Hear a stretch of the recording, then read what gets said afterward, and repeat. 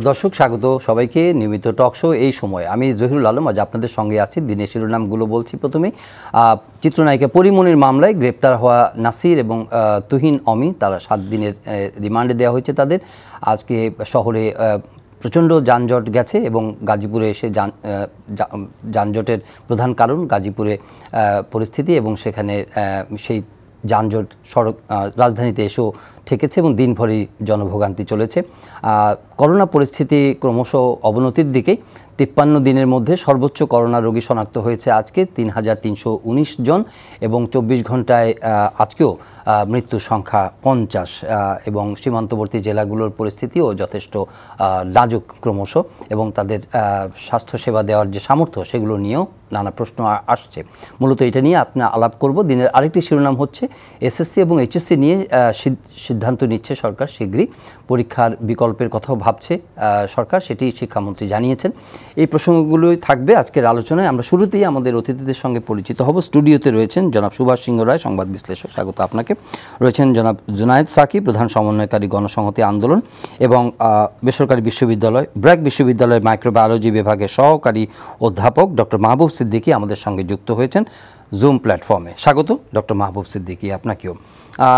আমরা ডক্টর মাহবুব সিদ্দিকীর কাছ থেকে আসলে একটু শুনে আসতে চাই। প্রথমেই খবরটি যেমন প্রতিদিনই আমরা কোভিড পরিস্থিতি নিয়ে আলাপ করছি, এবং আলাপের কারণ হচ্ছে যে এটার পরিস্থিতি উন্নতি না হয়ে এখন আবার এটা ক্রমশ ডেটোরেট করছে, এবং এই ডেটোরেশনের কনসিকুয়েন্স হিসাবে অনেকের মনে আতঙ্ক তৈরি হচ্ছে যে প্রতিবেশী দেশের যে চিত্র সেটি যদি এইভাবে চলতে থাকে, এই ওয়েভটা, সেই সেকেন্ড ওয়েভের কনসিকুয়েন্স নিয়ে আমাদের সবার মধ্যে এক ধরনের ভয় শঙ্কা তৈরি হয়েছে।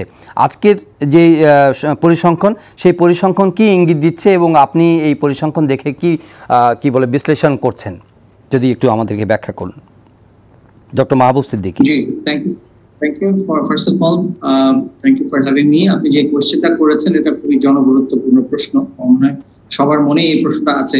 আমি জাস্ট ছোট্ট একটা এক্সাম্পল দিতে চাই। সেটা হচ্ছে যে দাবানল যখন হয়, আপনি খেয়াল করে দেখবেন যে একবারেই কিন্তু দেখা যায় যে যখন বড় একটা দাবানল হয় এবং সব একসাথে জ্বালিয়ে পুড়িয়ে দেয়, সেটা একটা সিনারিও। আরেকটা হলো যে মাঝে মাঝে দেখবেন যে ছোট ছোট বুশ ফায়ারের মতো হয়। তো যখন জ্বলে দেখা যায় যে আপনার কানেক্টিং যে গাছগুলো আছে অথবা গ্রাসগুলো আছে, ওগুলো যখন পুড়ে যায় তখন কিন্তু আগুনটা আর সামনে বাড়তে পারে না। তো এবার যদি কোভিড এর সিচুয়েশনে আসি, যে এপিডেমিওলজিক্যালি যে 3টা সিনারিও হতে পারে আপনার একটা প্যান্ডেমিক প্রোগ্রেশনের, তার মধ্যে একটা হচ্ছে স্লো বার্ন, আর একটা হচ্ছে আপনার রিপিটেড স্মল ওয়েভ, আর থার্ডটা হচ্ছে মনস্টার ওয়েভ, যেটা আমরা সবাই আলটিমেটলি ভয় পাই। তো স্লো বার্ন বলতে আসলে যেটা বোঝায়, আমার মনে হয় যে আমরা অলরেডি যেটা দেখছি যে ফার্স্ট ওয়েভ গেল, তারপর সেকেন্ড ওয়েভ আসলো, খেয়াল করে দিলে দেখা যাবে যে সেকেন্ড ওয়েভটা কিন্তু একটু ভায়োলেন্ট ছিল, খুব অ্যাব্রাপ্ট, অল্প সময়ের জন্য ছিল, এবং তারপর কিন্তু মোটামুটি সেটা কন্ট্রোলে চলে এসছে। আমরা এখন থার্ড ওয়েভের মধ্যে আছি। আমার মনে হয় এই যে রিপিটেড ওয়েভ গুলো হচ্ছে, ইট ইন্ডিকেটস যে যদি আরেকটা এক্সাম্পল দিই তাহলে বোঝা যাবে। ভূমিকম্পের সময় আপনারা খেয়াল করবেন যে একবার হতে পারে একটা ম্যাসিভ ভূমিকম্প হতে পারে, অথবা ছোট ছোট ভূমিকম্প যদি হয় তাহলে কিন্তু সেই জিওগ্রাফিক যে আপনার এনার্জিটা জমা হয় সেটা কিন্তু আস্তে আস্তে রিলিজ হয়ে যায়। আমার মনে হয় আমরা এখন যেটা দেখছি সেটা হচ্ছে রিপিটেড ওয়েভস, এবং ইট ইন্ডিকেটস যে করোনা কিন্তু আস্তে আস্তে তার শক্তি কিন্তু হারাচ্ছে। অনেকেই বলবেন যে না, করোনা আগের চেয়ে অনেক বেশি কন্টাজিয়াস হয়েছে, আগের চেয়ে অনেক বেশি ছড়াচ্ছে, যেমন ডেল্টা ভেরিয়েন্টের কথা আমরা জানি। তো ডেল্টা ভেরিয়েন্টের এক্সপ্লেনেশনটা হচ্ছে, খেয়াল করে দেখবেন এই ডেল্টা ভেরিয়েন্ট ইমার্জ করেছে কিন্তু আমাদের সাবকন্টিনেন্টে। দ্যাট মিনস এখানে যে মিউটেশন গুলো হয়েছে, সেই মিউটেশন গুলো কিন্তু ইভলিউশনারি প্রেসারের কারণে বলেন বা যে কারণেই বলেন, আমাদের এই সাবকন্টিনেন্টের সাথে আপনার তাকে ছড়ানোর জন্য যত ধরনের ফ্যাসিলিটিস দেওয়া দরকার, সেই ফ্যাসিলিটিস গুলো যে স্ট্রেনের আছে সেই স্ট্রেনটাই কিন্তু এখন ছড়াচ্ছে। সো আমি যদি বটম লাইন টানতে চাই, না, আমি একটু ডক্টর মাহবুব সিদ্দিকী একটু বুঝতে চাই, যদি আমি পরিষ্কার বুঝেছি কিনা আমি নিজেই বুঝতে পারছি না। সেটা হচ্ছে যে আপনি 3টা ফেজের কথা বলছেন। এখন আপনার ব্যাখ্যা অনুযায়ী বর্তমান যে সিনারিও, সেটা কি একটু শক্তি কমে আসছে বলছেন? জি, শক্তি কমে আসছে কেন, আমি এই ব্যাখ্যাটা যদি ছোট করে দিই, সেটা হচ্ছে যে ভাইরাসের সাথে কিন্তু আমাদের ইমিউন সিস্টেমের অলওয়েজ একটা ফাইট চলে, না? তো ভাইরাস, আমাদের ইমিউন সিস্টেম চায় তাকে কন্টেইন করতে, ভাইরাস কিন্তু মিউটেট করে এটা এসকেপ করে যেতে চায়। তো এই যে ফাইট চলতে থাকে, চলতে ভাইরাস নতুন নতুন মিউটেশন অ্যাকুমুলেট করতে থাকে, এবং অ্যাকুমুলেট করতে করতে একটা পর্যায়ে আসে যখন এমন মিউটেশন সে করে ফেলে যখন ইনফেক্টিভিটিটাই সে হারিয়ে ফেলে, ভাইরাসগুলো ইনফেক্টিভিটিটাই হারিয়ে ফেলে, তখন কিন্তু মানুষকে আর সেই অনুপাতে ইনফেক্টও করতে পারে না, বা ইনফেক্ট করলেও আপনার কি মনে হয় যে এখন এটা আমরা যে একটা পিকের আশঙ্কা করি সেই সংক্রমণের দিক থেকে সেটা কি পিকে বা সামিটে পৌঁছেছে আপনার কথা অনুযায়ী? এখন কিন্তু আমরা থার্ড ওয়েভে আছি। হ্যাঁ, তো থার্ড ওয়েভে এখনো পর্যন্ত আমরা পিকে পৌঁছে নাই, এটাই ইন্ডিকেট মানে অ্যাটলিস্ট এটাই মানে মনে হচ্ছে। কেন? কারণ এই ওয়েভটা শুরু হয়েছে কিন্তু গ্রামাঞ্চল থেকে, আনলাইক টু আদার পিকস যেটা ঢাকা শহর থেকে বাইরের দিকে ছড়িয়েছিল, এটা শুরু হয়েছে কিন্তু আপনার সীমান্তবর্তী অঞ্চলগুলো থেকে, সেইখান থেকে আস্তে আস্তে আপনার ঢাকার দিকে আসছে বা ভেতরের দিকে আসছে। তো এখনো তো ডক্টর সিদ্দিকী, এখনো যদি এটা স্প্রেডেড হতে থাকে বিভিন্ন অঞ্চলে, তাহলে how we can be assured that it is increasingly getting weakened? না, আমি ইনক্রিজিংলি গেটিং উইকেন্ড এটা কিন্তু আসলে এই 2 সপ্তাহ বা 1 মাস সময়ের ব্যবধানে চিন্তা করলে হবে না। আপনি খেয়াল করে দেখেন, কোভিড এসছে হলো 2019 আর আমরা এখন কিন্তু 2021 এ আছি, 2 বছরের কাছাকাছি। তো আপনি পৃথিবীতে তো এর আগে অনেক প্যান্ডেমিক এসছে না, কোনো প্যান্ডেমিক কিন্তু চিরস্থায়ী হয় নাই। So this is the natural মানে সিচুয়েশন বা সিনারিও, যে এইভাবে মিউটেশন হতে হতে আস্তে আস্তে এই ভাইরাসগুলো বা জীবাণুগুলো। আচ্ছা, ধন্যবাদ। জি ধন্যবাদ। আমরা আমাদের একটু প্যানেল অতিথিদের কাছ থেকে একটু শুনতে চাই। জনাব জুনায়েদ সাকি, আপনি হয়তো উনি মাইক্রোবায়োলজিস্ট পয়েন্ট অফ ভিউ থেকে উনি বলছেন, কিন্তু আপনি সাধারণ নাগরিক হিসেবে যেই মানে ব্যাখ্যাটা শুনলেন, নিশ্চয়ই ফলো করছেন পুরো পরিস্থিতিটা। এরকম কি আশ্বস্ত হওয়ার মতো, ওনার কথা শুনলে নিশ্চয়ই আশ্বস্ত হওয়ার মতো, বা উনি আশ্বস্ত করতে চেয়েছেন, কিন্তু আমরা যারা নাগরিকরা সাধারণভাবে দেখি এবং এই যে সিনারিওটা এবং প্রতিদিন যে স্ট্যাটিস্টিক্সগুলো বা সংক্রমণের হার দেখছি, তাতে কি আশ্বস্ত হওয়ার মতো পরিস্থিতি তৈরি হয়েছে কিনা? ধন্যবাদ আপনাকে, সবাইকে সালাম শুভেচ্ছা জানাচ্ছি। আমি মানে প্যান্ডেমিকের কারণে প্যান্ডেমিক বিষয়ে যারা ঠিক এই বিষয়ে বিশেষভাবে কোনো মানে প্রশিক্ষণ অর্জন করেন নাই, তারাও কম বেশি একটু খোঁজ খবর রাখছেন, ফলে আমরাও টুকটাক কিছু জানি। এটা মোটামুটি সাধারণভাবে যারা কিছু খোঁজ খবর রাখেন প্রত্যেকেরই জানা যে ভাইরাস মিউটেট হয়, এবং মিউটেশনেরই একটা মানে প্রক্রিয়ার মধ্যে দিয়ে সে দুর্বল হয়ে পড়ে। এর মধ্যেই তার কিন্তু মানে সবচেয়ে শক্তিশালী অবস্থাও সৃষ্টি হয়, এবং এর মধ্যে দিয়ে আবার ধীরে ধীরে সময়ের পরিপ্রেক্ষিতে সে দুর্বল হয়ে পড়ে, এবং এইভাবেই প্রথম বড় বড় প্যান্ডেমিকগুলোর ইতিহাস আমরা জানি। তো সেদিক থেকে এই প্যান্ডেমিকও যে বিভিন্ন রূপ নিবে, শক্তিশালী রূপ নিবে, এবং একটা পর্যায়ে মিউটেট করতে করতে দুর্বল হয়ে যাবে, সেটা খুব স্বাভাবিক। এবং সেই টাইম স্প্যানটা কত সেটা এখন দেখার বিষয়, যে এটা প্রায় 1.5 বছর ক্রমে 2 বছরের কাছাকাছি যাচ্ছে। আগেকারগুলো প্রায় 4 বছর পর্যন্ত মানে তার রূপ নানানভাবে দেখিয়ে গেছে, কিংবা ওই রকম ধ্বংসাত্মক প্রভাব যদি বলি, মানে মানুষের মৃত্যু সহ বড় আকারের যে সংক্রমণ, সেই জায়গাটা এত বছর সময় নিয়েছে। এখনও কি 4 বছর 5 বছর নেবে, নাকি আরও বেশি সময় নেবে, এটা এখন কিন্তু আমার মনে হয় না যে কেউই নিশ্চিত করে এই মুহূর্তে বলতে পারছে। বাংলাদেশে যে অবস্থাটা আমরা দেখতে পাচ্ছি সেটা হচ্ছে দ্বিতীয় ওয়েভ এসেছিল, সেটা ঢাকা শহরে এক ধরনের, কিংবা বড় শহরগুলোতে কিছুটা কন্টেইন হয়ে গেছে, কিন্তু এটাকে তৃতীয় উনি আজকে বললেন, আমি জানি না সরকারিভাবে এটাকে তৃতীয় ওয়েভ এখনো বলা হচ্ছে কিনা, কিন্তু এটা হচ্ছে যে যেটাকে আমরা এখন ডেল্টা ভেরিয়েন্ট বলা হচ্ছে, যেটা ভারতে, যেটা এক ধরনের মিউটেট করে ভারতে একটা বিশেষ ভেরিয়েন্ট ডেভেলপ করেছে, সেইটা বাংলাদেশে এসছে, এবং সেটা আমাদের সীমান্তবর্তী এলাকা দিয়ে যেহেতু ঢুকেছে, আপাতত সীমান্তবর্তী দেশ মানে কি বলে জেলাগুলোতেই তার সংক্রমণটা ব্যাপক রূপ নিচ্ছে, এবং সেটা ঢাকা শহরের দিকে কিংবা বড় শহরগুলোর দিকে শেষ পর্যন্ত আসবে, মানে অনেকটা গ্রাম থেকে শহরের গ্রাম হওয়ার মতো অবস্থা। তো সেই দিকে যাচ্ছে, সেটাই কমন আন্ডারস্ট্যান্ডিং। এখন যদি এই রকমটা ঘটে, তাহলে সংক্রমণ যেভাবে ঘটছে, তাহলে বড় শহরগুলোতে যেগুলোতে ঘনবসতি, সেখানে আরও ব্যাপকভাবে ছড়াবে, এবং এটার মৃত্যুহার আগের চাইতে বেশি যেটা ভারতে ঘটেছে, সে কারণে আমাদের এখানে আরও বড় ধরনের ক্ষতির কারণ হবে, সেটা অনুমান করা হচ্ছে। আমাদের বক্তব্য এই বিষয়গুলো নিয়ে বিশেষজ্ঞরা আরও বলবেন, কিভাবে আমরা কোন দিকে যেতে পারি ইতিবাচকভাবে, আরও আমরা মনোবলটা আমাদের তৈরি হতে পারে জাতীয়ভাবে, সেই দিকে আমাদের নিশ্চয়ই তারা দিক নির্দেশনা দিবেন। আমার যতটুকু কথা হচ্ছে যে পরিস্থিতি যদি এমনকি এই ডেল্টা ভেরিয়েন্ট ভারতে যে ধরনের ক্ষয়ক্ষতি ঘটিয়েছে, বাংলাদেশে যদি সেই ধরনের ক্ষয়ক্ষতি না ঘটাক, সেটা আমরা সবাই চাই, কিন্তু আমাদের প্রস্তুতি থাকা দরকার, যাতে আমরা এই ভারতের ক্ষয়ক্ষতির হিসেবটাকে বিবেচনায় রেখে আমরা যাতে নিম্ন ক্ষয়ক্ষতিতে এটাকে কন্টেইন করতে পারি। এক, দুই হচ্ছে যে তার জন্য যে প্রস্তুতি দরকার সেটা যদি আমাদের কিছুটা অপচয়ও হয়, মানে অর্থাৎ সেটা কাজে লাগলো না কিংবা আমাদের দেশে ওই পরিমাণ বড় ক্ষয়ক্ষতি সেটা করতে পারলো না, ঝড় দুর্বল হয়ে গেল, তারপরও আমাদের সেই অপচয়টা করার দরকার, সেই বিনিয়োগটা করার দরকার আছে। সেই জন্য আমাদের দরকার হচ্ছে, আমি সেদিন একটা খুলনার এক হাসপাতালের একটা চিত্র প্রথম আলোর ভিডিও ইয়েতে দেখলাম, একজন অক্সিজেন পাচ্ছেন না এবং এই ওয়ার্ড থেকে ওই ওয়ার্ড, তারপর শেষ পর্যন্ত তার মৃত্যু। এই ধরনের ঘটনাগুলো ভারতে প্রচুর ঘটেছে এবং আমাদের এখানেও ঘটার উদাহরণ সৃষ্টি হচ্ছে। কাজেই আমরা যে কথাটা বলেছিলাম যে অক্সিজেনের সরবরাহের প্রস্তুতি সবগুলো হাসপাতালে পর্যাপ্ত পরিমাণে থাকার জন্য প্রস্তুতি গ্রহণ করেন, দ্রুততম সময়ের মধ্যে করেন। সেই জায়গাগুলোর অগ্রগতি আমরা কিন্তু খুব বেশি খবরাখবর পাচ্ছি না, সরকারও আমাদের খুব ভালো মতো জানাচ্ছেন না। 2-3 নম্বর হচ্ছে যে ভ্যাকসিনেশন প্রকল্প, যেটা খুব জরুরি ছিল, এটা আমরা ভ্যাকসিনেশন নিয়ে আলাদা আলাপ করব। সেখানে সরকারের ব্যর্থতার একটা বড় জায়গা আছে, জবাবদিহিতাহীনতার জায়গা আছে, সেই বিষয় নিয়ে আমাদের আলাপ করব। এখন কি অবস্থা সেই জায়গায় আমাদের ঠিকঠাক মতো অবহিত হওয়া দরকার। জি, জনাব সুভাষ সিং রায়, সেই ঠিকঠাক মতো অবহিত হওয়ার ব্যাপারটি আসলে গুরুত্বপূর্ণ। এখানে ডক্টর মাহবুব সিদ্দিকী যে বিশ্লেষণটা দিয়েছেন সেটা কিন্তু কমন আন্ডারস্ট্যান্ডিংয়ের বাইরে একটা, মানে কি বলবো, ইনসাইট। উনি একজন মাইক্রোবায়োলজিস্ট হিসাবে ওনার একটা মানে গভীর পর্যবেক্ষণ দিয়েছেন। আপনি একজন ফার্মাসিস্ট এবং এই পরিস্থিতি নিয়ে দীর্ঘদিন ধরে কথা বলছেন এবং এগুলোর উপর নজর রাখছেন। আপনার কি পর্যবেক্ষণ যে যখন সংক্রমণের হার বাড়তির দিকে এবং মৃত্যুর সংখ্যাও বাড়তির দিকে, এই অবস্থায় সবার আশঙ্কা যে এটা সীমান্তবর্তী অঞ্চলগুলো থেকে যখন বিভিন্ন জেলাতে আরও ছড়িয়ে পড়বে এবং রাজধানী যদি আক্রান্ত হয় তাহলে এটার অবনতি হতে পারে। কিন্তু অনেকে আবার বলছেন যে না, এটা একটা শেষ দিকের একটা ধাক্কা এবং বড় ধরনের কোনো ঝুঁকি দেখা যাচ্ছে না আপাতত। আপনি কি তাই মনে করেন কিনা? আপনাকে অসংখ্য ধন্যবাদ। সকলেরই সুস্বাস্থ্য কামনা করছি। সময়ের সাথে পর্যবেক্ষণ বদলায়। জি। আর বিজ্ঞান মানে হচ্ছে বিশেষ জ্ঞান। এই বিজ্ঞানই বলে দেয় যে সংক্রামক ব্যাধিতে আমাদের কি করণীয়। তা আমরা সেটা কিন্তু করতে পারিনি, কিংবা মানুষকেও মানাতে পারিনি। মান্যতার জায়গাও আমরা আসতে পারিনি, কারণ একটা বিস্তর আলোচনা।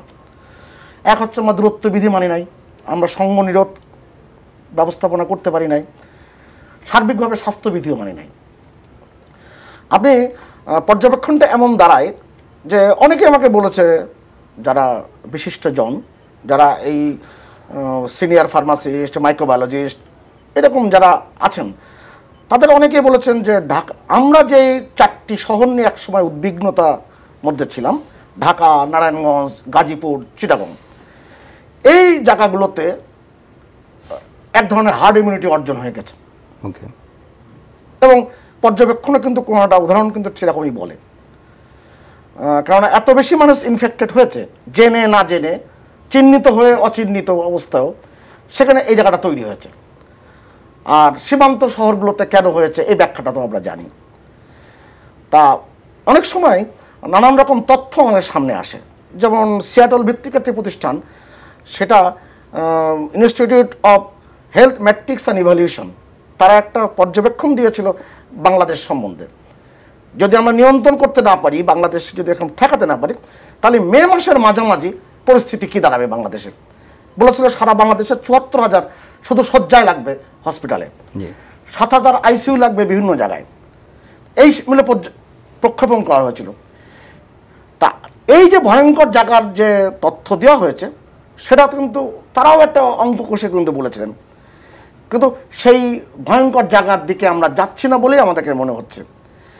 কিন্তু একটা জিনিস ঠিক, যেমন আপনি দেখেন নোভাভ্যাক্স নামে একটা ওষুধ কোম্পানি, যেটা সম্প্রতি তাদের ভ্যাকসিনটা বের করেছেন, ওই জায়গায় আমি বলছি নোভাভ্যাক্স সোয়াইন ফ্লুর সময় তারা একটা গুরুত্বপূর্ণ ওষুধ আবিষ্কার করেছিলেন এবং সেটা কিন্তু তারা নিয়ন্ত্রণ করতে পেরেছিলেন। কারণটা হচ্ছে যে যেই সমস্ত দেশে সোয়াইন ফ্লুটা এসেছিল, সেটা আফ্রিকার সেই সমস্ত দেশ, যেই দেশগুলোতে মানুষের যাওয়া আসা কম, উড়াল খুব কম যায়, যোগাযোগের জায়গাটা অপেক্ষাকৃত কম, এবং সেটা নিয়ন্ত্রণ করা গিয়েছিল। কারণ ওটা যদি আসতো সারা পৃথিবীতে, এটা যদি চীনে হতো কিংবা অন্য কোনো দেখেন যোগাযোগ ব্যবস্থাপনা খুব বেশি উন্নত, তাহলে কিন্তু ওখানে 95% মানুষের কিন্তু মৃত্যু হার ছিল। আমাদের সেই জায়গাটা কিন্তু আমরা রক্ষা পেয়েছি।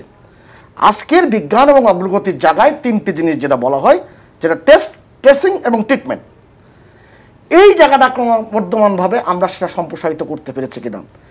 Primary health, secondary health care এবং টারশিয়ারি হেলথ কেয়ার, সেই জায়গাটা আমরা কতটুকু বিন্যস্ত করতে পেরেছি, এগুলো দেখার বিষয়। আমরা এক জায়গায় তথ্য দিয়ে রাখি, আমরা বাজেটে দেখলাম 32,000 কোটি টাকার উপরে হচ্ছে স্বাস্থ্য খাতে বরাদ্দ। এই বরাদ্দ নিয়ে বিস্তর আলোচনা হয়েছে, আরও হবেও। সব মিলে ধরেন অন্যান্য মন্ত্রণালয় মিলে ধরেন 45 থেকে 50,000 কোটি টাকা স্বাস্থ্য খাতে আসবে, কিন্তু প্রাইমারি যে হেলথের যে জায়গাটি, সেখানে ওই মোট বাজেটের 25% মাত্র ব্যয় করা হয়েছে। যেটা হওয়া উচিত যে প্রাইমারির থেকে মানুষ সেকেন্ডারি কিংবা টারশিয়ারিতে যেতে না হয়, সেই জায়গাটা দেখবার ব্যাপার। এখন যশোরের সীমান্ত এলাকায় যে শহরগুলো আছে, সেই শহরগুলোতে যদি আপনি ট্রিটমেন্টটা ঠিকমতো করতে পারেন, অবকাঠামো গড়ে তুলতে পারেন, তাহলে এই ঢাকা কেন্দ্রিক আসা কিংবা অন্য শহর কেন্দ্রিক যাওয়ার এই প্রবণতাটা কমে যাবে, এবং এটা আমরা নিয়ন্ত্রণ করার ক্ষেত্রে অনেক দক্ষতার পরিচয় দিতে পারবো। এইটা দেখার বিষয়। ধন্যবাদ ডক্টর মাহবুব সিদ্দিকী। এই যে নিয়ন্ত্রণ করাকে অনেকে গুরুত্বপূর্ণ মনে করছেন, কারণ আমাদের স্বাস্থ্যসেবা দেওয়ার ক্ষমতা এবং পরিস্থিতি নিয়ন্ত্রণ, মানে কি বলে যে পরবর্তী ধাপের যে সাপোর্টগুলো, সেগুলোর সীমিত সামর্থ্য, এটা আমরা সবাই জানি। তো এই মুহূর্তে নিয়ন্ত্রণের যে পদক্ষেপগুলো নেওয়া হয়েছে, এগুলো কতটা কার্যকর মনে করছেন, এবং এটা সংক্রমণকে হ্রাস করার ক্ষেত্রে অবদান না রেখে এই মুহূর্তে বাড়তির দিকে, তো এটি হোয়াট ইজ সিগন্যালস? আমি আবার একটা উদাহরণ দিই। আপনার ঘরে যখন আগুন লেগে যাবে, আপনার বাড়িতে যখন আগুন লেগে যাবে, তখন কিন্তু আপনি মানে দিক বিদিক ছোটাছুটি করবেন, অনেক কিছুই করবেন যেগুলো আসলে খুব একটা কাজে দিবে না, কিন্তু তারপর আপনি করবেন এবং করতে হবে। তো আমার মনে হয় আমার সরকার যেগুলো করছে এখন, সেটা অনেক ক্ষেত্রেই ওই যে ঘরে আগুন লেগে যাওয়ার পরের অবস্থা। আর কারণ আমাদের স্বাস্থ্য খাত বহু বছর ধরে অবহেলিত, ঠিক বলবো না, এটা অনেক ধরনের সমস্যা আছে, দুর্নীতি তার মধ্যে একটা। কিন্তু ওই যে সুভাষদা যেটা বলছিলেন যে আমাদের প্রাইমারি কেয়ারের জন্য আমাদের যে রেজিলিয়েন্ট একটা ব্যবস্থা সৃষ্টি করা, তৈরি করা, যে সক্ষমতা তৈরি করার কথা, সেই সক্ষমতা কিন্তু বহুদিন ধরে, বহু বছর ধরে আমাদের করতে পারছি না বিভিন্ন সমস্যার কারণে। আর যখন আমাদের সক্ষমতা মিসিং থাকবে, তখন কিন্তু আমি এত ব্রড বেসড উত্তর চাচ্ছি না ডক্টর সিদ্দিকী। আমি চাচ্ছি যে বর্তমান পরিস্থিতি মোকাবেলার জন্য সীমান্তবর্তী এলাকাগুলোতে যে সিদ্ধান্তগুলো নেওয়া হয়েছে, সেগুলো মানে আমাদের পরিস্থিতি মোকাবেলার জন্য, নিয়ন্ত্রণ করার জন্য আপনি যথেষ্ট কার্যকর মনে করছেন কিনা? জি, পরিস্থিতি নিয়ন্ত্রণের জন্য যে পদক্ষেপগুলো নেওয়া হয়েছে, তার মধ্যে লকডাউন একটা, কিন্তু আমরা পত্রপত্রিকায় যেরকম সংবাদ দেখতে পাচ্ছি যে লকডাউন ইম্পোজ করতে দেরি করে ফেলা হয়েছে অনেক ক্ষেত্রে, এবং যে ধরনের লকডাউন দেওয়া হচ্ছে সেটা আসলে খুব স্ট্রিক্টলি এনফোর্সও করা হচ্ছে না। আর সীমান্তবর্তী জেলাগুলোতে বিশেষ করে আপনার প্রতিটা হসপিটালে, সরকারি হসপিটালে হাইফ্লো অক্সিজেন সাপ্লাইয়ের যে মানে ব্যবস্থা করার কথা ছিল, বা হলো যে ধরনের, ফর এক্সাম্পল আপনি ডিএনসিসি তে প্রচুর পরিমাণে শয্যা সংবলিত করোনা ডেডিকেটেড আপনার মেকশিফট হাসপাতাল প্রতিষ্ঠা করা হয়েছে, এইরকম ব্যবস্থাপনার কথা আমরা সীমান্তবর্তী শহরগুলোতে এখনো পর্যন্ত শুনিনি। তো আমার মনে হয় সরকার তার মতো করে চেষ্টা করে যাচ্ছে, কিছুটা কাজ তো অবশ্যই দিচ্ছে, আদারওয়াইজ এটা হয়তো ফ্যাটালিটি রেট বা ডেথ কেস আরো অনেক বেশি হতো। সরকার এবং চিকিৎসকরা তাদের সাথে সর্বোচ্চ চেষ্টা করছেন, কিন্তু যখন আপনার রোগের সংখ্যা অনেক বেশি হয়ে যাবে, আপনার হেলথ সিস্টেম আসলে ওভারওয়েলম হয়ে যেতে বাধ্য। তো আমার মনে হয় যে ওই যে হাজার হাজার রোগী হঠাৎ করে চলে আসবে, এটার জন্য কোনোভাবেই কোনোদিনই আপনি পুরো মানে হেলথ সিস্টেমকে ওটার জন্য প্রিপেয়ার করে রাখতে পারবেন না। তো আমার মনে হয় এখন আমরা ওই সিচুয়েশনের মধ্যেই আছি। জি, জনাব জুনায়েদ সাকি, ব্যবস্থাপনা যে কথাটা বলতে চাইছিলাম, যে প্রথমত আমরা প্রথম দিকে একটা অপ্রস্তুতির মধ্যে ছিলাম 2020 সালের মার্চে কিংবা ফেব্রুয়ারি মার্চ, এই সময় যে বাংলাদেশে করোনা আসছে এবং আমরা কী করব। দুনিয়ার বেশিরভাগ দেশই খুব যে প্রস্তুত ছিল তা না, তাদের অপেক্ষাকৃত অধিকতর ইনস্টিটিউশনাল কিংবা নলেজ বলেন, প্রস্তুতি বলেন, সেটা থাকা সত্ত্বেও। কিন্তু এক বছরের মধ্যে তো আমরা অনেক কিছু মানে অভিজ্ঞতা অর্জন করা হয়েছে। কাজেই এটা পরিষ্কার যে বাংলাদেশের মতো দেশে লকডাউন কার্যকর করতে হলে যে ধরনের ম্যানেজমেন্ট দক্ষতা থাকা দরকার, যে ধরনের আস্থাপূর্ণ সরকার থাকা দরকার, সরকার জনগণের মধ্যে আস্থা থাকা দরকার, যে ধরনের সম্পদ দরকার, সে সবগুলোর ক্ষেত্রে আমাদের ব্যাপক ঘাটতি। এখন কাজেই লকডাউন এখানে হবে না। সরকার কতগুলো, এই যেমন হেডলাইন দেখছেন যে লকডাউন ঘোষণা দিয়ে সার কোনো দায়িত্ব নিচ্ছে না সরকার। কাজেই যেটা জরুরি বিষয় সেটা হচ্ছে, তাহলে আমরা ওই যে টেস্ট, ট্রেসিং, ট্রিটমেন্ট, এই তিনটার উপরে আমরা কতটা দাঁড়াতে পারছি। তাহলে লকডাউন হবে না, কিছু স্বাস্থ্যবিধির নির্দেশিকা থাকতে হবে যে হ্যাঁ ভাই স্বাস্থ্যবিধি মানেন, ডিস্টেন্সিং মেনটেন করেন, মাস্ক বাধ্যতামূলক করা হোক, এইগুলো। কিন্তু তার সাথে ট্রিটমেন্টের ব্যাপারটা যাতে থাকে। তাহলে ট্রিটমেন্টের দিক থেকে আমাদের জরুরি বিষয় ছিল, আমরা দাবি করেছিলাম যে আপনারা টেস্টিংটা থানা পর্যায় পর্যন্ত নেন। এটা যে গ্রামে পর্যন্ত ছড়িয়ে পড়তে পারে, সেই আশঙ্কা কিন্তু সমস্ত বিশেষজ্ঞ ইয়ে পর্যন্ত ছিল। এখন প্রথম দিকে হয় নাই বলে তারা ধরে নিচ্ছেন এটা বোধহয় গ্রামে যাবে না। এখন যখন গ্রাম পর্যন্ত ছড়িয়ে যাচ্ছে তখন এইটার দাবিটার কত প্রাসঙ্গিকতা তৈরি হলো যে আমাদের থানা পর্যন্ত টেস্টিং ফ্যাসিলিটি থাকতে হবে, সেখানকার হাসপাতালগুলোতে ইভেন আইসিইউ সুবিধা থাকতে হবে। আমার একজন মানুষের মৃত্যু তো আমি ঘটতে দিতে পারি না, তাহলে সেই জায়গাগুলো আমাদের প্রয়োজন আছে। এখন এই যে দাবিগুলো ছিল যে আমাদের টেস্টিং ফ্যাসিলিটিটা তৈরি করেন, আমাদের অক্সিজেনের সাপ্লাইটা নিশ্চিত করেন, আমাদের হাসপাতালে পর্যাপ্ত আনুপাতিক হারে আইসিইউ এবং অন্যান্য যে প্রয়োজনীয় ব্যবস্থাগুলো সেগুলো নেন, ওষুধের দাম মানুষের আয়ত্তের মধ্যে রাখেন, এইগুলো সরকারের নেয়ার জায়গা, যেখানে আপনি যদি প্রত্যেকটা জায়গায় দেখেন আমি মনে করি সরকার পাশ মার্কও পাবে না। 2 নম্বর জায়গা হচ্ছে ভ্যাকসিনেশন। এটা দুনিয়ার অভিজ্ঞতা হয়ে গেছে যে এখন ভ্যাকসিনেশন বাংলাদেশের মতো দেশে হার্ড ইমিউনিটির একটা জায়গা তৈরি হয়েছে, যে অনেকে আক্রান্ত হয়ে গেছেন এবং অনেক আক্রান্ত হওয়ার ফলে মানে মিউটেটেড অধিকতর শক্তিশালী ভেরিয়েন্টটা যখন তৈরি হচ্ছে, কিন্তু তিনি ইতিমধ্যে একবার আক্রান্ত হওয়ার ফলে তিনি যদি আক্রান্ত হন তার হয়তো অতটা বড় ক্ষতিকর প্রভাব পড়ছে না। আচ্ছা যাই হোক, আমি এই বিষয়ে বেশি কথা বলা ঠিক না, আমি বিশেষজ্ঞ নই, কিন্তু আমার মনে হচ্ছে সাধারণ কাণ্ডজ্ঞান থেকে সেদিক থেকে আমরা একটা সুবিধাজনক জায়গায় আছি তুলনামূলকভাবে। কিন্তু বাংলাদেশের যেটা দরকার ছিল সব দেশেই যেমন হয়েছে যে ভ্যাকসিনেশন, এখন ভ্যাকসিনেশনটা যদি আমরা আগে করতে পারতাম, যেটার জন্য আমরা যখন এখানে দেখলাম যে অ্যাস্ট্রাজেনেকার ভ্যাকসিনেশন উৎপাদনে বাংলাদেশ মোটামুটি প্রথম দিকেই বিনিয়োগকারী হিসেবে তার সাথে যুক্ত হলো, সেটা একটা ভালো পদক্ষেপ। এটা আমরা সবসময় সরকারের প্রশংসা করেছি যে প্রধানমন্ত্রী এই যে কাজটা করেছেন এটা ভালো পদক্ষেপ ছিল। কিন্তু একই সাথে আবার প্রধানমন্ত্রীর সমালোচনা আমাদেরকে খুবই জোরের সাথে করতে হচ্ছে যে তিনি তার শিল্প উপদেষ্টা সালমান এফ রহমান, তার মালিকানাধীন যে বেক্সিমকো কোম্পানি, যিনি সেরামের বাংলাদেশের লোকাল মানে যে পার্টনার, তারা একচেটিয়া ব্যবসার স্বার্থে ওই একই সময়ে চীন, রাশিয়া কিংবা মার্কিন যুক্তরাষ্ট্রের যে ভ্যাকসিন উৎপাদন তার সাথে যে আমাদের যুক্ত হওয়ার এবং সেই সব উৎস থেকে ভ্যাকসিন সংগ্রহের যে সুযোগ ছিল সেইটা তারা বাদ দিয়ে দিয়েছেন। অর্থাৎ পররাষ্ট্রমন্ত্রী বলেই দিয়েছেন বেক্সিমকোর স্বার্থে একচেটিয়া ব্যবসার কারণেই আসলে অন্যান্য উৎস থেকে সেই সময় আমরা উদ্যোগ গ্রহণ করিনি। যদি আমরা তো করতাম তাহলে আজকে বেশি দামে কেনার চাইতে আমরা কম দামে কিনতে পারতাম। 1, 2 হচ্ছে যে আমাদের ভ্যাকসিনের সরবরাহটা আরও বেশি আকারে থাকতো এবং আমরা অধিকতর মানুষকে ভ্যাকসিনেশনের মধ্যে নিয়ে আসতে পারতাম, যেটা এই পরিস্থিতি মোকাবেলার জন্য অত্যন্ত গুরুত্বপূর্ণ শর্ত। এখন আমরা যদি 10 কোটি মানুষকে ভ্যাকসিনেট করতে না পারি, বিশ্বায়িত পৃথিবীতে মার্কিন যুক্তরাষ্ট্র যদি খারাপ অবস্থায় পড়ে, তাহলে আমাদের যেমন আশঙ্কা আছে, কারণ ওখানকার অর্থনীতির সাথে আমাদের অর্থনীতি কিংবা ইউরোপের অর্থনীতির সাথে আমাদের অর্থনীতি সংযুক্ত, আবার আমরা যদি খারাপ অবস্থায় থাকি তাহলেও কিন্তু একটা সাপ্লাই চেইন হিসেবে আমাদের বড় আকারে একটা ক্ষতির সম্মুখীন হতে হয়। ফলে ভ্যাকসিনেশন অত্যন্ত জরুরি কাজ। সেই ক্ষেত্রে সরকার একটা ব্যর্থতা আছে আমি মনে করি। তবে এখন তারা কি করছেন সেটাও জনগণ জানতে চায়, কারণ কত দ্রুততম সময়ে বাংলাদেশের মানুষকে ভ্যাকসিনেট করার জন্য উদ্যোগ কি। বাজেটে কিন্তু তার কোনো রোড ম্যাপ নাই। আপনি খেয়াল করে দেখবেন ভ্যাকসিনেশন যেখানে 1 নম্বর প্রোগ্রাম হওয়া দরকার, তার জন্য বাজেট এখন নাই। এবারও থোক বরাদ্দের মতো আছে। গতবার থোক বরাদ্দের একটা কারণ আমরা বুঝতে পারি যে ঠিক আছে অনির্দিষ্ট অনেক খাত আছে, এবার তো সুনির্দিষ্ট খাত আছে। সেই খাতগুলোতে যে রোড ম্যাপটা থাকা দরকার ছিল এবং বাজেটের বরাদ্দের যে জবাবদিহিতার জায়গা দরকার ছিল সেটা কিন্তু বাজেটের মধ্যে আপনি দেখতে পান। সুতরাং এই বিষয়গুলো অত্যন্ত গুরুত্বপূর্ণ।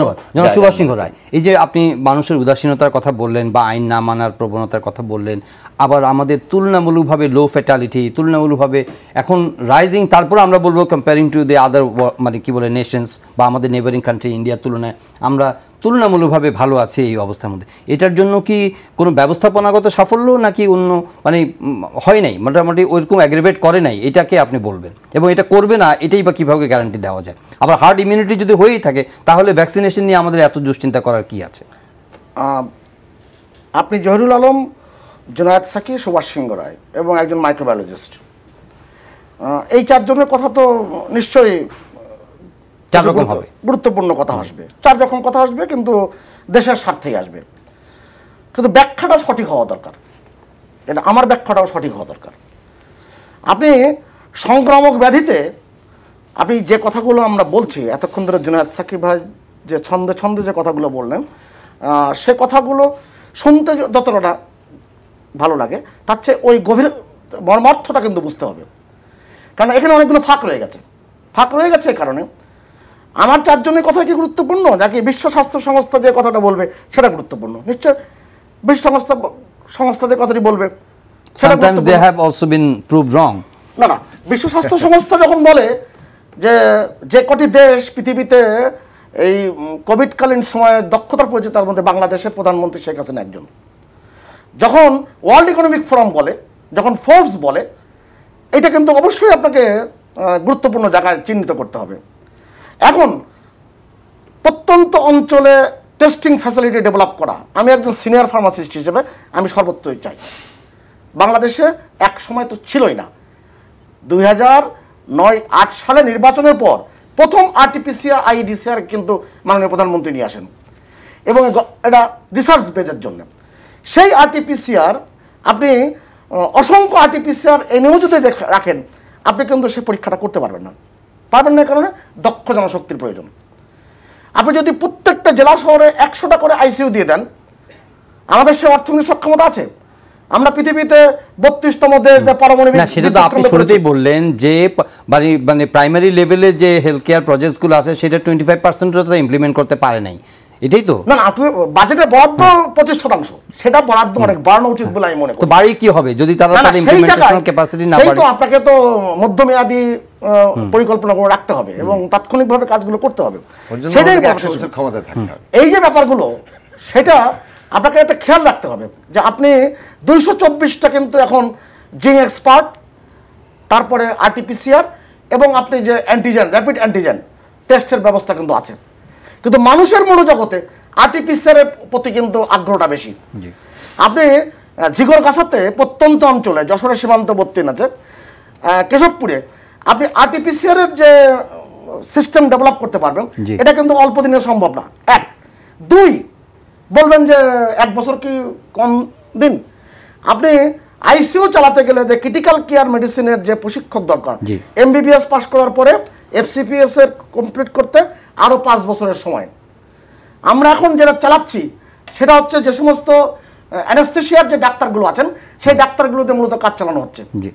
আপনি এই দেশে আপনার দরকার হচ্ছে, আমরা এরকম ছোট ছোট প্রজেক্ট নিয়ে আলাদা করতে পারবো না, বিকজ এখনকার এটা হলো একটা কন্টিনজেন্সি প্ল্যান দরকার। আর আপনি যেভাবে পরিকল্পনা করবেন একটা লং টার্ম প্ল্যান, সেটা এখন সামগ্রিক স্বাস্থ্য ব্যবস্থার কথা বলছেন, কিন্তু আমরা এখন অতিমারিতে আছি। এই অতিমারি পরিস্থিতি কিভাবে ডিল করতে হবে এবং কত ইমিডিয়েট এন্ড কন্টিনজেন্সি প্ল্যান আমাদের আছে কিনা, ব্যবস্থাপনাগত ইমিডিয়েসি কি আছে, সেটা নিয়ে আমরা এই মুহূর্তে আলোচনা করছি। আমি দুই একটি বাক্য আপনার অনুমতি নিয়ে যোগ করি। আপনি সারা পৃথিবীর এখন পদ্ধতি কি, সারা পৃথিবীর চিত্রটা কি?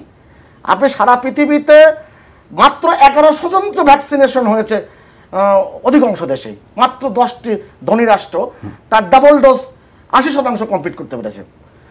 আপনি যেভাবে ব্যাখ্যাটা দেওয়া হলো যে বাংলাদেশের সিরাম ইনস্টিটিউটের যে কোভিশিল্ড আনার সময় তো অনেক রকম কথাবার্তা বলা হয়েছে, এটা কোনো ভ্যাকসিন না, এটা ভ্যাকসিনে কার্যকরী হবে না, এটা ইন্ডিয়ান ভ্যাকসিন, এটা বলার কোনো সুযোগ নাই। তখন 3টি মাত্র ভ্যাকসিন সামনে এসেছিল, এটা হচ্ছে অ্যাপ্রুভড, হ্যাঁ অ্যাপ্রুভের পথে ছিল, বিশেষ করে সিরাম ইনস্টিটিউটেরটা কোভিশিল্ড, অ্যাস্ট্রাজেনেকার। সেখানে আপনি ফাইজার বায়োনটেক, মডার্না আর এই অ্যাস্ট্রাজেনেকা যেটা কোভিশিল্ড নামে এসেছে, তখন ফার্স্ট ফেজ কমপ্লিট করে কেবলমাত্র সাইনোফার্ম আর সাইনোভ্যাক তারা কিন্তু এগোচ্ছে।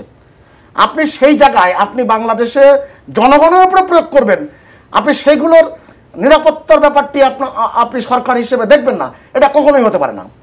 অতএব আর যেটা বলা হচ্ছে মাঝখানে যে ডিস্ট্রিবিউটর এজেন্ট, 71টি দেশে কিন্তু 76 দেশের চুক্তি হয়েছে, সেই চুক্তির মধ্যে সেই দেশের একটি ওষুধ কোম্পানি তাকে থাকতেই হবে, এটা ওদের এই সিস্টেমের মধ্যে কিন্তু আসছে। অতএব ওই যে কার কোম্পানি, কিভাবে কোম্পানি এসেছে, এগুলো বলাটা কিন্তু আমাদের কোম্পানির পক্ষে এখানে কোনো লোক নেই আপাতত, আমরা এই আলোচনা করতে যাব না। হ্যাঁ, সেটাই বলবো, সুনির্দিষ্ট কোম্পানিকে নাম ধরে আমরা বললে কোম্পানির পক্ষে নিশ্চয়ই কারো বলার সুযোগ দিতে হবে আলোচনার মধ্যে। সেটাকে রেফার করে আপনি বলেছেন, সে পর্যন্ত আমরা থাকি। আমি ডক্টর মাহবুব সিদ্দিকীর কাছে আরেকবার যাব। ডক্টর মাহবুব সিদ্দিকী, আপনার কথা আমি ব্যক্তিগতভাবে কিছুটা আশ্বস্ত বোধ করেছি। আপনারা কি এখনো মনে করেন বা এই ধরনের যারা জনস্বাস্থ্য বিশেষজ্ঞ আছেন তাদের মধ্যে কি কোনো কনসেনসাস বা এই ধরনের কোনো কনসোনেন্স আপনি পাচ্ছেন কিনা, যে আপনি যেভাবে ভাবছেন যে কোনো মনস্ট্রুয়াস ওয়েভ সামনে আপনি দেখছেন না, এখন মোটামুটি যেভাবে আসছে এটা একটা কি বলে যে একটা শেষের দিকে আছে বা এটা গ্র্যাজুয়ালি এটা দুর্বল হয়ে পড়ছে, এটার পক্ষে কি যুক্তি বা আরো বড় ধরনের কোনো মানে কনসোনেন্স আপনি তো দেখতে পাচ্ছেন কিনা অন্যদের মধ্যে, একটু যদি ব্যাখ্যা করেন। জি, থ্যাংক ইউ ভেরি মাচ। আমি ছোট্ট করে আপনার এই প্রশ্ন উত্তরটা দিব, তারপরে হচ্ছে আমি সুভাষদার কথা প্রসঙ্গে আমি একটু অ্যাড করবো এটার সাথে। তো যাই হোক, আপনি প্রথমে যেটা জিজ্ঞেস করলেন কোনো কনসেনসাস নাই, প্রথম কথা হচ্ছে কনসেনসাস নাই এই কথা এই কারণে যে কোভিড এটা খুব নতুন একটা জিনিস, এটা আমাদের পুরো পৃথিবীর আমাদের বিজ্ঞানী সমাজ বলেন বা গবেষক সমাজ বা ডাক্তাররা আমরা কিন্তু বলতে গেলে এরকম আমাদের লাইফ টাইমে once in a lifetime এটা একটা এক্সপেরিয়েন্স। অতএব আমরা কেউই ওটার জন্য আসলে খুব একটা প্রিপেয়ার না, কি হয় না হয় খুব একটা জানি না। বাট আমি যে তিনটা সিনারিওর কথা বললাম যে তার মধ্যে একটা হচ্ছে মনস্টার ওয়েভ, বাকিটা হচ্ছে আপনার স্লো বার্ন, আর একটা হচ্ছে রিপিটেড স্মল ওয়েভস। হ্যাঁ, তো এখনো পর্যন্ত থিওরিটিক্যালি আমরা যতটুকু জানি যে রিপিটেড স্মল ওয়েভস তখনই হবে যে একটা ভাইরাস তার শক্তি গেইন করবে কিন্তু একটা কমিউনিটির মধ্যে কিছুটা ছড়াবে, বাট তখন সে আবার কন্টেইন হয়ে যাবে না, কারণ মানে পপুলেশনের যে ইমিউনিটি সেই ইমিউনিটি তার চেয়ে স্ট্রঙ্গার, তখন কিন্তু ভাইরাসটা কন্টেইন হয়ে যাবে। এবং এই ঘটনা কিন্তু থার্ড টাইম ঘটছে, সো ইট ইন্ডিকেটস যে আমাদের যে ন্যাচারাল ইমিউনিটি বলেন অথবা যে পপুলেশন ইমিউনিটি বলেন, আপনার কমিউনিটির যে একটা কমন ইমিউনিটির কথা আপনি বলছেন, ধরেন প্রতিবেশী দেশের কথা যদি চিন্তা করেন, একটা সময় তো তাদেরকেও তাদের যে ইনফেকশন রেট সেটা রিলেটিভলি কন্টেইন ছিল, আমাদের মতোই ছিল, কিন্তু যখন এটা একটা নিয়ন্ত্রণের বাইরে চলে গেল তখন তো এটা আর কোনো শ্রেণী পেশার মধ্যে সীমিত থাকে নাই, সেখানে কি কমিউনিটি আপনার জি সেখানে কমিউনিটি ইমিউনিটির বিষয়টা কি ছিল না? সেটা হচ্ছে যে ইন্ডিয়ার সিনারিও যখন আমরা চিন্তা করি, ভিজুয়ালাইজ করার চেষ্টা করি, আপনি খেয়াল করে দেখবেন আমাদের চোখের সামনে কিন্তু প্রথমেই ভাসে হচ্ছে শত শত হাজার হাজার চিতা জ্বলছে এবং আপনার লাশ পোড়ানোর জায়গা পাওয়া যাচ্ছে না, লাশ ফেলে দিতে হচ্ছে, ইত্যাদি ইত্যাদি ব্যাপার। তো এটা কিন্তু বিশেষ করে আপনি দেখবেন এই ঘটনাটা ঘটেছে দিল্লিতে, রাইট? তো দিল্লিতে যে ঘটনাটা ঘটেছে এই ঘটনাটা কিন্তু পুরো ইন্ডিয়াতে ঘটেনি। আর শুনতে কেমন শোনা যাবে জানি না, এটা দিল্লির সিচুয়েশন থেকে একটু ডিফারেন্ট, কারণ দিল্লি হচ্ছে পৃথিবীর মধ্যে সবচাইতে বায়ু দূষিত শহর এবং এটার যে মানে এয়ার কোয়ালিটি ইন্ডেক্স বা এটা নিয়ে সুপ্রিম কোর্টের তাদের একটা অবজারভেশন ছিল, উনি বলেছিলেন যে এটা হচ্ছে একটা লিভিং হেলথ, উনি বলছিলেন যে তার চেয়ে আমাদের সবাইকে বোমা মেরে ফেলা হোক, রাইট? এটা হচ্ছে দিল্লির অবস্থা। অতএব ওখানকার মানুষের লাং হেলথ কিন্তু এমনিতেই দুর্বল, রাইট? তো যে কারণে কোভিড এর মতো একটা রেসপিরেটরি ডিজিজ যখন ওখানে হিট করলো, তার আগে তো আপনার ইলেকশন ছিল, তারপর আপনার কুম্ভ মেলা ছিল, সেগুলো আমরা জানি। তো যাই হোক, অল অফ এ সাডেন আপনার পুরো হেলথ সিস্টেম ওভারবার্ডেন হয়ে যাওয়ার কারণে আপনার যে বেস রিকোয়ারমেন্ট না, আমি আপনার এখানে আপনার এই তথ্যে কোনো কন্ট্রাডিক্ট করছি না, কিন্তু ঢাকার এয়ার পলিউশন নিয়েও তো আমাদের যথেষ্ট দুশ্চিন্তা আছে। জি জি, অবশ্যই আছে, কিন্তু দিল্লিটা হচ্ছে আসলে আপনি খেয়াল করে দেখবেন প্রতি বছরই দেখা যায় যে ওদের অবস্থা এমন হয় যে ফগের কারণে আপনি একেবারে সামনে তাকাতে পারবেন না, এবং ইন্ডাস্ট্রিয়াল পলিউশনের কারণে দেখবেন ওদের নদীগুলো দিয়ে প্রচন্ড পরিমাণে ফোম ভেসে আসছে, পানির বদলে ফোম ভেসে আসছে। অতএব হ্যাঁ, ঢাকাও দূষিত, তবে ঢাকার দূষণের সাথে আমার মনে হয় যে দিল্লির দূষণের কোয়ালিটেটিভ হয়তো কিছু পার্থক্য আছে, যে কারণে আমি ঢাকাকে বাদ রাখছি না, আমি বলছি যে ইন্ডিয়ার মধ্যে দিল্লির অবস্থাটা সবচেয়ে খারাপ এবং ওইটা দিয়ে কিন্তু আমরা পুরো ইন্ডিয়াকে বিবেচনা করছি, রাইট? সো আমি যেটা বলতে চাচ্ছি সেটা হলো, যেহেতু এখন পর্যন্ত আমরা থার্ড ওয়েভে আছি এবং এখনো পর্যন্ত মানে এটা কোন বিবেচনা আপনি থার্ড ওয়েভের কথা বলছেন ডক্টর মাহবুব সিদ্দিকী? এখনো তো officially there has been no announcement মানে রিলেটেড টু থার্ড ওয়েভ।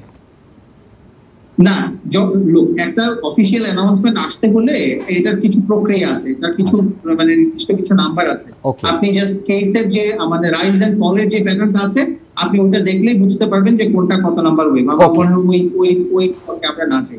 তো আমি যেটা বলতে চাচ্ছি যে এখনো পর্যন্ত আমরা we are not out of danger, একটা লাইফও আমাদের জন্য স্পেয়ারেবল না, রাইট?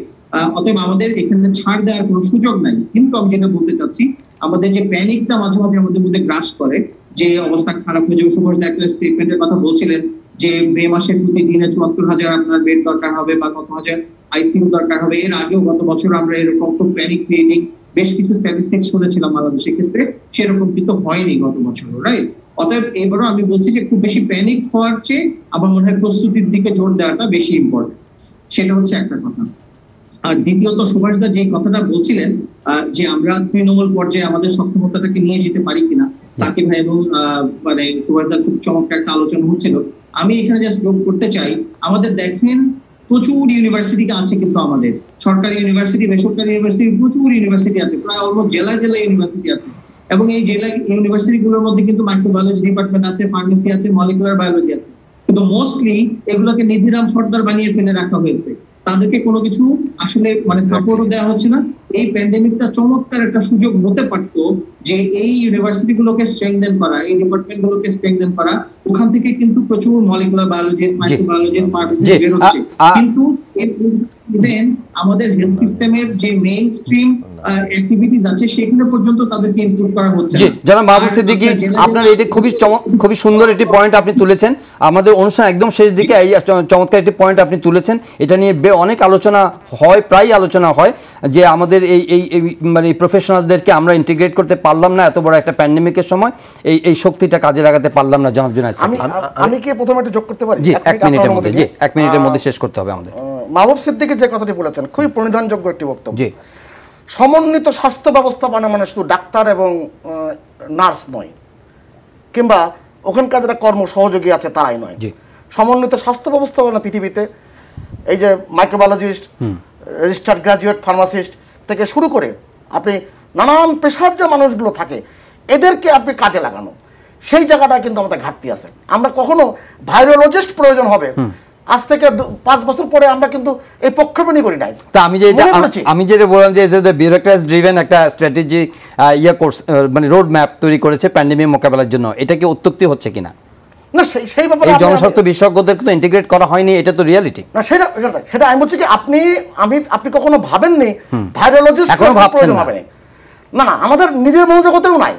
আমরা যখন আমাদের ভাই, কিন্তু 1 বছর ধরে তো আপনি আলোচনা করছেন, আমরা সবাই আলোচনা করছি, আমার ভাই, আমার বোন, আমার সন্তানকে যখন আমি ডাক্তারি পড়াচ্ছি তখন ধরেই নিয়েছি হয় গাইনিতে পাঠাবো অথবা মেডিসিনের ডাক্তার বানাবো। 10 বছর প্র্যাকটিস করবে, প্রচুর আয় করবে। তার যে অনেকগুলো শাখা পোশাখা আছে এবং এটা সমাজের জন্য প্রয়োজন, রাষ্ট্রের জন্য প্রয়োজন, কখনোই কিন্তু আমরা বিবেচনা রাখিনি। জনাব জুনায়েদ সাকিব, আপনার করে 3টা বিষয়ে কথা বলবো। 1 নম্বর কথা ওনার সাথে আমি একটা যুক্ত করব, যেটা আপনিও বলেছেন, লোকাল এই কোম্পানির যে পার্টনারশিপটা লাগে কোনো বিদেশ থেকে কোনো যে কোনো কিছু আনতে, সেটা বিরোধিতা আমি করছি না। এটা বাংলাদেশের আইনের মধ্যেও আছে, আন্তর্জাতিক আইনেও আছে। এখন বাংলাদেশের যে একটা রাষ্ট্রীয় কোম্পানি আছে সেটাকে কেন আমরা সেই জন্য সক্ষম করে তুলব? না, ওটা সিরাম ইনস্টিটিউটের নিজস্ব চয়েস। চয়েস থাকবে, আপনার চয়েস, সেই নিয়ে আমি আরেকদিন তর্ক করব আপনার সাথে। সেই চয়েস আপনি ভুল ব্যাখ্যা দিলে তো হবে না। ভুল ব্যাখ্যা দিলে হবে না, মানে বাংলাদেশের সেই কোম্পানিকে এটা সম্ভব, প্রচুর সম্ভাবনা ছিল। 2 নম্বর হচ্ছে যে কথাটা উনি বললেন, আপনিও বললেন, আমরা মনে করি কোট আনকোট যুদ্ধকালীন সময়ের মধ্যে আমরা আছি। মানে যুদ্ধ শব্দটা যেভাবে তার যে কনোটেশন সেটাতে আমি পুরো যেচ্ছি না, কিন্তু আর্জেন্সিটা বোঝানো যে এটা অত্যন্ত জরুরি পরিস্থিতি আছে। তাহলে সেই জরুরি পরিস্থিতিতে সাধারণ অবস্থার মতো বললে তো হবে না। তাহলে যেভাবে সামরিক বাহিনী একটা যুদ্ধকালীন অবস্থার মধ্যে ওইখানে বসে হাসপাতাল বানিয়ে ফেলে, ওইখানে বসে টেম্পোরারি ব্রিজ বানিয়ে ফেলে, এইরকম একটা পরিস্থিতির মধ্যে আমরা আছি বলেই এই যে আজকে ডক্টর মাহবুব সিদ্দিকী যে কথাটা বললেন যে আমাদের এই 40টার উপরে পাবলিক ইউনিভার্সিটি, এতগুলো প্রাইভেট ইউনিভার্সিটি, তাদের যে ডিপার্টমেন্টগুলোকে আমরা ছোট জগন্নাথ বসিয়ে রাখলাম, সেখানে আমরা গবেষণা পর্যাপ্ত বরাদ্দ বাজেটেও দিলাম না, এবং আমরা 1 বছর ধরে আসলেই লোক তৈরি করলাম না। আমরা একটা বিভাগীয় শহরের হাসপাতালে, কারণ আমরা করি নাই, আবার 100 বছর এটা থেকে কোনো রকম উত্তরণ হলে আবার 100 বছর পরে আমাদের এদের 100 বছর লাগবে না। কিন্তু আপনি মনে রাখবেন, সম্ভবত এখনকার যারা বিশেষজ্ঞ তারা বলছেন প্যান্ডেমিক বোধহয় আর 100 বছর অপেক্ষা করবে না, প্যান্ডেমিকের সময়কাল আরো অনেক কমে আসবে, আরো ভবিষ্যতে আরো প্যান্ডেমিক হয়তো আমাদের মোকাবেলা করতে হতে পারে। কাজেই যুদ্ধকালীন পরিস্থিতির প্রস্তুতি নেওয়া হয় নাই, এখনো নেওয়া হয় নাই, এবং সেই নেওয়াটা আছে। 3 নম্বর হচ্ছে বর্তমান সরকারের আমি 3টা বড় দুর্বলতা দেখি স্বাস্থ্যগত। 1, তাদের গণমুখী যে নীতি, সমস্ত জনগণের স্বাস্থ্য নিশ্চিত করার জন্য যে নীতি থাকা দরকার এটা নাই। 2 হচ্ছে এইটার নীতি নিতে গেলে স্বাস্থ্য মন্ত্রণালয় কিংবা স্বাস্থ্য বিভাগকে যেভাবে পলিসি মেকার দিক থেকে এই যে জনস্বাস্থ্যবিদ, ভাইরোলজিস্ট, আপনার চিকিৎসক, আপনার পরিবেশবিদ, সমাজবিদ, সবাইকে নিয়ে, অর্থনীতিবিদকে নিয়ে, আমলাদের সহ, আমলারাও থাকবেন কারণ এক্সিকিউট করতে হবে, যে পলিসি মেকিং বডি থাকা দরকার সেরকম কোনো বডিও তারা গড়ে তোলেন নাই। 3 নম্বর হচ্ছে ভয়াবহ দুর্নীতিগ্রস্ত, ন্যূনতম কোনো জবাবদিহিতা নাই। ফলে এই 3টা বড় কারণে এই সরকার বাংলাদেশের ঘরে ঘরে স্বাস্থ্য পৌঁছায় দেওয়ার জন্য যুদ্ধকালীন সময়ও, এরকম অতিমারির সময়ও আমরা দেখি তাদেরকে নানা অজুহাতে এগুলোকে এড়িয়ে যেতে, এবং এইরকম একজন স্বাস্থ্যমন্ত্রী যিনি একের পর তুলতে চাচ্ছি না এখন, কারণ শেষ করতে পারবো না। আজকের অনুষ্ঠান এখানে শেষ। জনাব জুনায়েদ সাকিব, আমি একটা কথা বলতে চাই, বাংলাদেশের স্বাস্থ্য ব্যবস্থাপনার অগ্রগতি গত 12 বছরে হয়েছে কিনা তারা আন্তর্জাতিক সূচকগুলো দেখতে হবে, এবং সেখানে এমডিজি অর্জনের ক্ষেত্রে স্বাস্থ্য ব্যবস্থাপনার অগ্রগতি খুব বিবেচনা আমরা আরেকদিন আলাপ করব এটা নিয়ে। এই যে আমাদের যে গড় আয়ু বেড়ে যাওয়া, এটা নিশ্চয়ই স্বাস্থ্য ব্যবস্থাপনার একটা বড় উল্লম্ফন। জি, ধন্যবাদ। অনেক কথা কিন্তু আন্দাজে বলতে পারবো, তথ্য দিতে হবে। না আন্দাজে বলার ক্ষেত্রেও তো কিছু মানে কি বলে যে কিছু ওনারা ভাবেন যে আমরা এলিমেন্ট আছে। না আগে সময় যাবে, কিন্তু আমার সামনে আমরা এই বিতর্ক করার জন্য এখন বসে নিয়ে আমরা এই বিতর্ক এখন আর করতে পারছি না, সময় নেই। জনাব সুভাষ সিংহ রায় ধন্যবাদ, জনাব জুনায়েদ সাকিব ধন্যবাদ, ডক্টর মাহবুব সিদ্দিকী আপনাকেও ধন্যবাদ। প্রিয় দর্শক, এই সময় আজ এখানে শেষ করছি, দেখা হবে আবারও পরের অনুষ্ঠানে। আমরা যে পুরো অনুষ্ঠান জুড়ে আলাপ করলাম, নিশ্চয়ই আপনারা সজাগ রয়েছেন, স্বাস্থ্যবিধি মেনে চলছেন এবং নিজের পরিবার এবং তার পরিবারের সদস্য এবং আশেপাশের যারা আছেন তাদের সবার সুরক্ষার জন্য যা যা করণীয় তাই করছেন, এই আশা রেখে এই প্রত্যাশা রেখে আজকের অনুষ্ঠান শেষ করছি। সবাই ভালো থাকবেন, দেখা হবে আবারও পরের অনুষ্ঠানে। চাইলে অনলাইনেও দেখতে পারেন, ভিজিট করুন www.ntpbd.com, এছাড়া ইউটিউব ভেরিফাইড ফেসবুক পেজে জনপ্রিয় অনুষ্ঠান খবরের আপডেট যদি চান আপনারা জেনে নিতে পারেন। দেখা হবে আবারও পরের অনুষ্ঠানে।